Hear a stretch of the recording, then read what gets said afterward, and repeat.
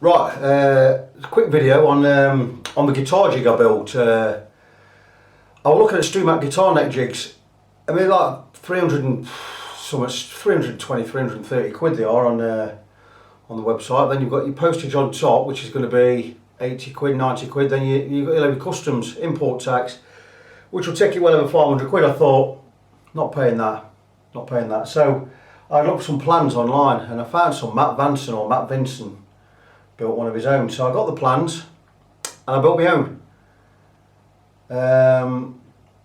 It's brilliant. I've used it on 2 guitars on 3 jobs. It's absolutely fantastic. Now, I've never worked with wood since I was a kid. Since I was 11 at school, I built a teapot stand in the shape of a cross. I didn't want much cop. I got 8 out of 10 for it, I think. And that's the last time I built over wood. And I'm 50 now, so I was a bit daunted. I thought this would be a bit difficult. But let me tell you now, what difficult at all. Really, really easy to build.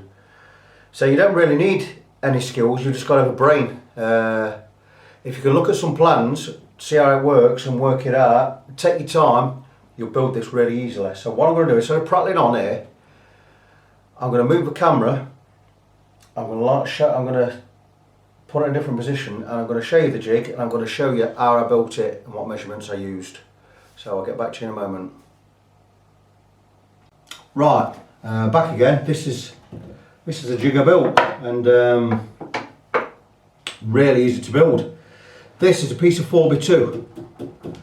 It's shorter than the Matt Vinson plans asked for. I think that's about 51 inches. This is cut to 47 inches. 47 inches.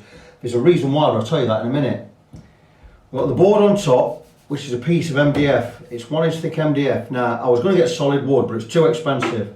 This is an offcut from B&Q. It was 5 quid. And I got the bloke in B&Q to cut it to size for me, 16 inch by 24 inch. Underneath, I've got another piece of 4x2 running that way as an end stop and a balancer, which gives you another 2 inch on the end. So you're 47 here, and your 2 inch gives you 49 inch total length. Right, now it's a little, like I say, a little bit shorter than the Matt Vinson one, but that doesn't really matter. Now, when it comes to drilling these holes, you see, the thing with your Matt Vinson plans, they're in imperial measurements, they're non-metric in America. So he gives you 3/8 size for your steel bar, for your inserts, for your rods. I didn't do 3/8, I did 10mm. I went 10mm. I got a piece of steel bar off eBay. I think it was 10 quid delivered. It was 3 foot, 36 inch or whatever. Well, it was a bit longer when it got here. So what I did is I cut 4 pieces to 8.5 inch, and it left me 5.5 inch, in which I left a short bar. I'll explain why we use that short one later. The caps on the top off eBay, really cheap, 10mm caps. So we go metric with that.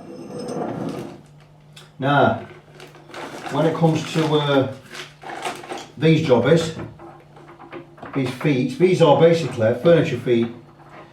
And I've managed to find some. It took me ages to find these on eBay, but I found some with 10mm bolts. I've got 10mm thread. They're only 70 centimetres, the whole thread, the whole bolt. But this gives you another 70mm. This gives you another 30mm or more.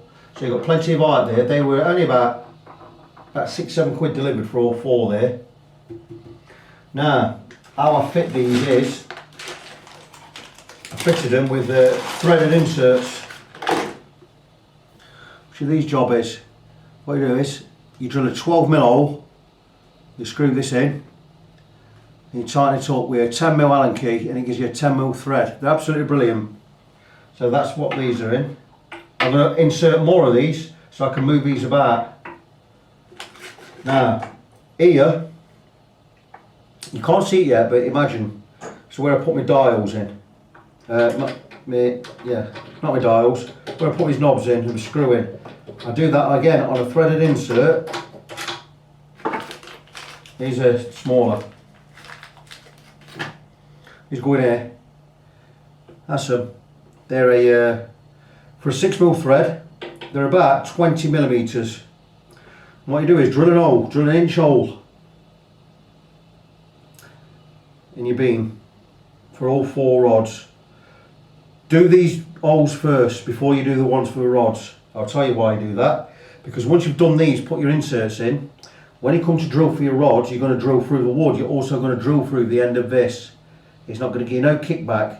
But if you drill these holes first, then drill these, when you put your thread into it, you've still got to drill the end off, so it's going to give you kickback. So do these holes first, do these holes last. Now same again here, where I've cut the recesses for the dials. The dials sit in there, again on a threaded insert, and we bolt it up. You see that? That's just a bent M6 bolt, that is. Really quite easy to do. So now then, when it comes to your rods, 10mm, in and out, wherever you like. You've got your threaded insert in there. And you adjust them to height with the knobs, obviously. These knobs I got from, I had to go to Asia for these, Hong Kong or somewhere. Now these we move up and down, wherever we want. There you go, and tighten them up. I'm going to leave the rods out a minute. Now, back to the dials. These are probably one of the most expensive parts you're going to buy for this. They're 10 quid. They're worth it. You need 2 of them. Now, they're on an M6 bolt. Now, I bought a pack of M6 bolts with washers and nuts. You get 10 of them. They're about 6 quid. But you only need 2 bolts, but the thing is you need 5 or 6 nuts. You need 3 nuts per one, that's 6. You need a couple of washers, 3 washers per one, that's 6 washers. So get a pack. Now to mount in these, all we do is stick it in the threaded insert. We've got a nut at the bottom to tighten. We'll take a washer first. Take a washer, stick your washer in, and tighten these up. It'll become apparent why we have this offset on the bolt in a minute. It's quite easy to work out anyway. See, look, what I want here is the stem of this dial. We need to line up with the rods and to hit the underside of the guitar neck. So here you see that's going to line up with the rods. That's why I've got this bend. I'm going to stick 2 in just so I can get lined up. There you go. I'll just tighten.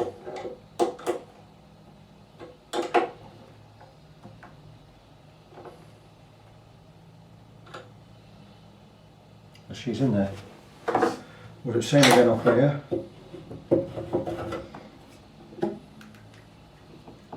Now you see I've made these height adjustable, so you can whiz them up and down on the thread. It's really a fantastic design. Now you might want to adapt this to suit yourself. I think my measurements are because I had a Les Paul on there and they're perfect for a Les Paul. I've had a Rickenbacker on here as well. It's absolutely fine. Now, I've not tried a bass yet because I ain't got a bass here. I should imagine I'll be fine with a bass as well. Right, there we go.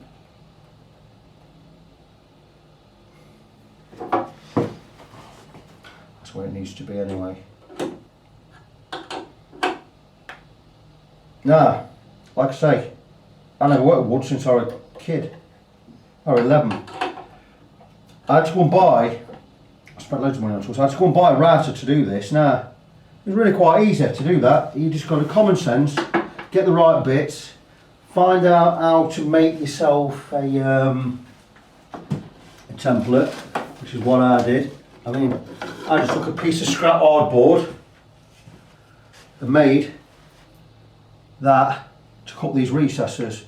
All I did was double-sided tape it on there, and you route a bit, you go in with a roller on top, and you route a bit, that rolls around there, around your template. It's dead easy. You know how it works, probably, if you're watching this.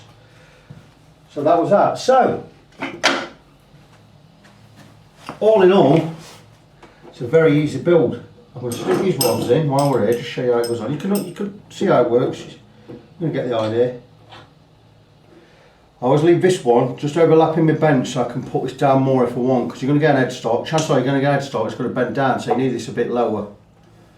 It's the reason also I've got a shorter bar, this one, because you might need to come down even lower. And then you can still have this on the bench if you want to. So that's that. Absolutely brilliant design.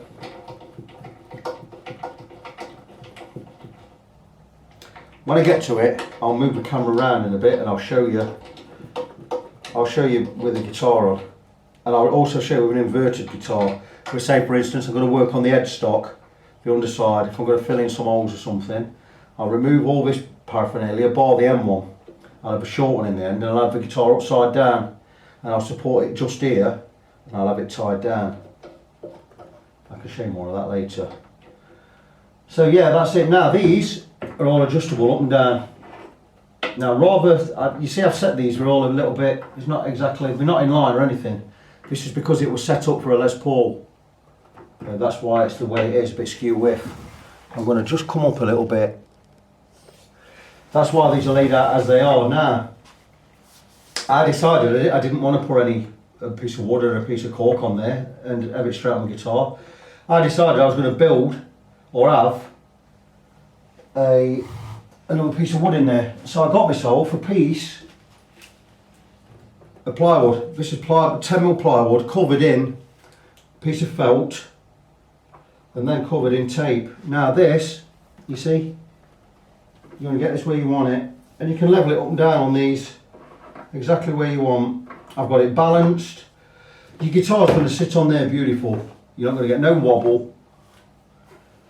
Alright, it's going to be brilliant, it's going to be firm. And you're not going to get any marks on your guitar because you've got a piece of plastic between it. It's absolutely brilliant. So that's what I do with mine. It's all set up. What I'll do is, see, I need these between there and there. So I set them where I need to set them, somewhere between. Because obviously, you're going to want your guitar to come and press on that. And there you go, and you zero it all out. So really easy. So there you go, that's how she looks from the side. Really, really brilliant piece of kit. It's well worth building it yourself.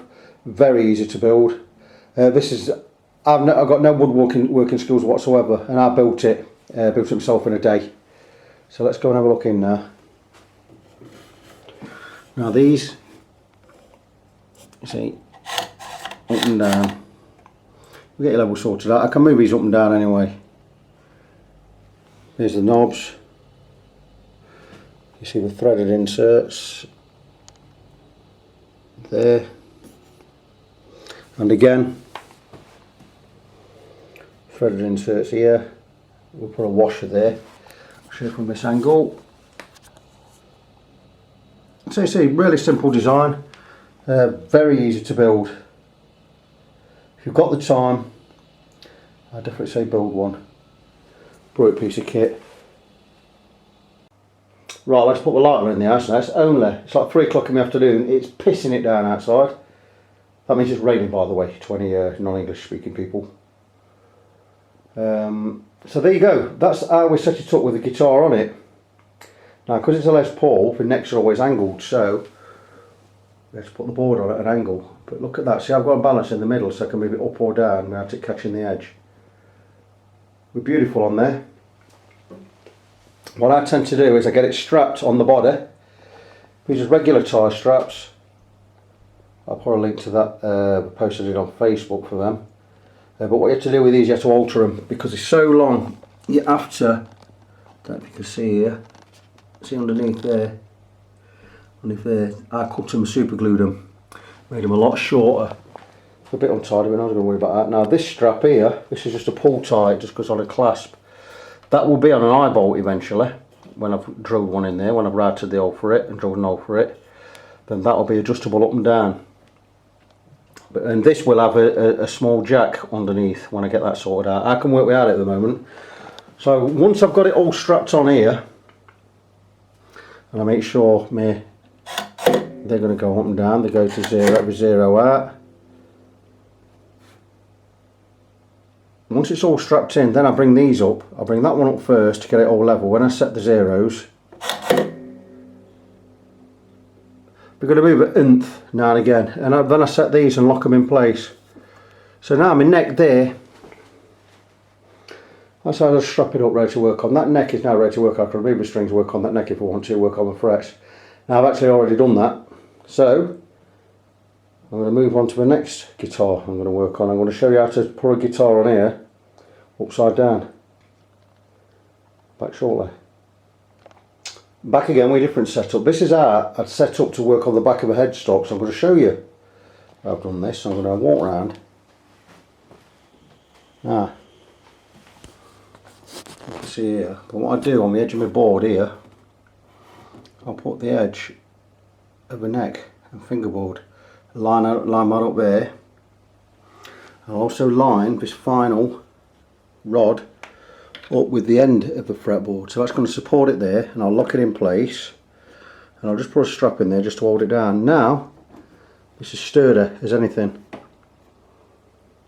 and I can work. See, there's quite a bit of work needs doing on this headstock here. I've got filling. I'm going to fill in all these holes. Went out and got some cocktail sticks, which is what I'm going to use. I'm going to drill these holes out. I'm going to glue and cocktail stick them in, but I'm going to leave it just shy of the top, and I'm going to make some filler out of the sawdust I collected from fretting the fretboard radius.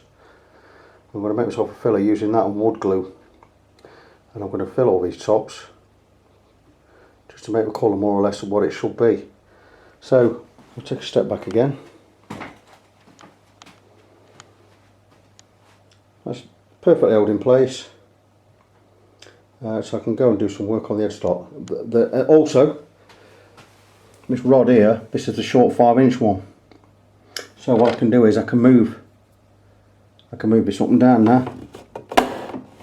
No problem. Can move back to where I want to. So there you go. That's that. That's my guitar neck jig. You don't often see this. That's a guitar upside down, so I can work on the headstock. It's going to be absolutely fine. And that's it. Any questions? Leave a question here. I'll get back to you as soon as I can. Be good. Talk to you soon.